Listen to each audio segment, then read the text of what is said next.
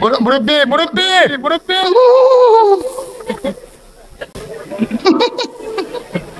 ওয়াজের এই অংশটা যা দেখছেন তা বর্তমান সময়ের সামাজিক যোগাযোগ মাধ্যম সহ প্রায় সব জায়গায় এবং সবার মুখে মুখে আলোচিত।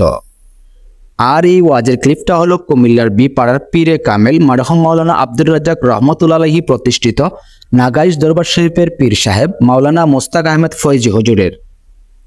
ফয়জি হুজুর ওয়াজ করতে গিয়ে হঠাৎ কোনো একজন বৃদ্ধ বয়সের মুরব্বী আলোচনা ছেড়ে উঠে যেতে চাইলে ফয়জি হুজুর বৃদ্ধের দৃষ্টি আকর্ষণে মুরব্বী মুরব্বী বলে না উঠতে নিষেধ করেন। বর্তমান তরুণ প্রজন্ম হুজুরের এই ডায়লগটিকে আলোচনার মাধ্যমে সারা বাংলায় ছড়িয়ে দিয়েছে।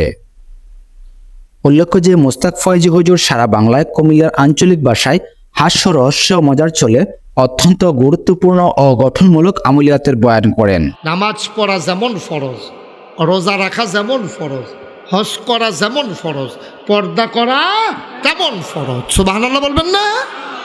বর্তমানে নাগাইশ দরবার শরীফ কমপ্লেক্সের অধীনে 10টি প্রতিষ্ঠান পরিচালিত হচ্ছে। আর মোস্তাক ফয়জি হুজুর সবসময় সামাজিক এবং আত্মমানবতার সেবায় নিজের হাত বাড়িয়ে দেন। ধন্যবাদ।